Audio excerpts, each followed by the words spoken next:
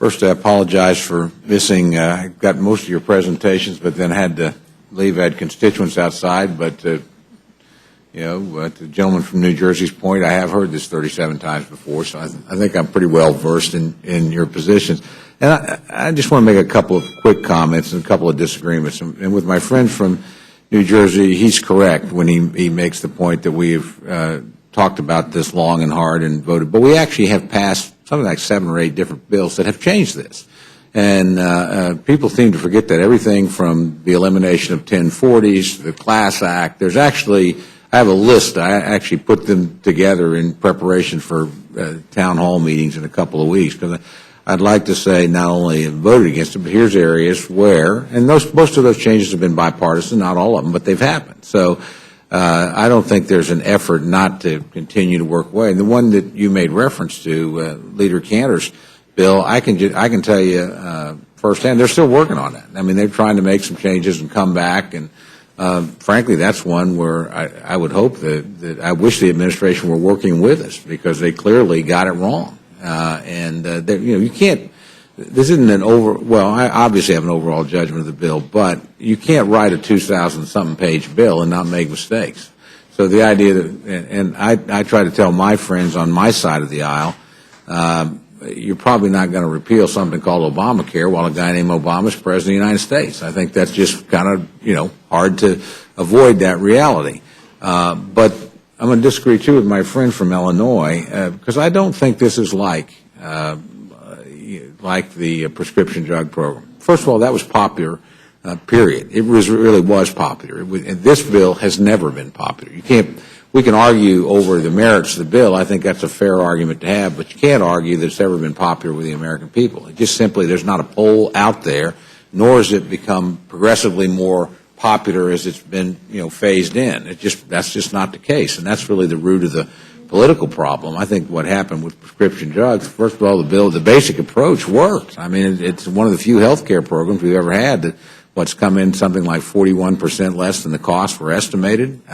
So this is different, and it may turn out the way you think. I mean, I don't think we know that.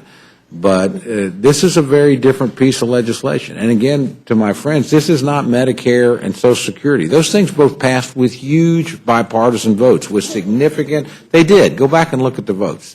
With lots of people supporting. Now, was there lots of opposition? Sure. But there was some support. Let me finish my point, and I certainly will. I certainly yield to my friend. This fight's going to go on for a long time, and because I think the process, and look, we're all adults, and I actually agree very much with your comments about the process on the passage, although I would argue that I think there was also a decision made on the other side in the prescription drug bill, is that we don't want Bush to get credit for anything because this is going to change things. Some of this was politically driven, and that happens, by the way, on our side too. We're all made of the same clay here, so I've seen it on both sides of the aisle. But having said all that, I mean, I think we're going to have this debate for a while.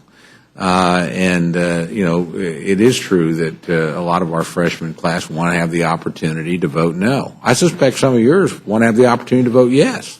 I mean, and that it sort of works both ways, but the debate's going to continue. But in the meantime, back to a point, after we have this, I want to go back to a point, again, my friend from New Jersey made, and say, I think you're right. I think we need to find ways to try, I would argue, mitigate or change, or where you can find common ground and we can get something done, which we have done now on 7 or 8 occasions.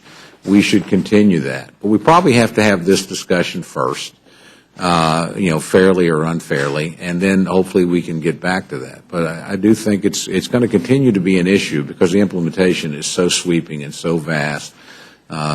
And again, for whatever reasons, we debate that, this didn't pass on a bipartisan majority, and it just never had that kind of popularity. The other, programs have, and maybe in time this will, I don't know, but it certainly doesn't today. I certainly yield to my friend from that. I was just going to say that Medicare probably would not have become the law today. It passed the Senate 55 to 45. And today it takes 60 votes to to get anything done. That's all, just a little. I think that's a fair point, and that's probably something there's bipartisan agreement with in this chamber, is that we would like to see the Senate work a lot differently than it does. We have our fights, and I understand what the framers intended, but we get things done in this House. I actually had an argument on a television show, of all things, it's an MSNBC show a couple of days ago, and the commentator was saying, well, Congress never gets anything. I haven't got anything done for 5 years. I said, I can't believe on this show you're saying that. I mean, last 5 years, health care passed, Dodd-Frank passed, I didn't agree with any of those things, but they're pretty big deals. And by the way, since January around here, fiscal cliff got done, VAWA got done, the Hurricane Sandy relief got voted through. We got a CR deal done on a bipartisan basis. Nobody really likes a lot of it, but it's done. We didn't shut down the government at the end of March. So sooner or later, the institution works. And this House, I think, actually works pretty well. I do think we got some problems in the Senate.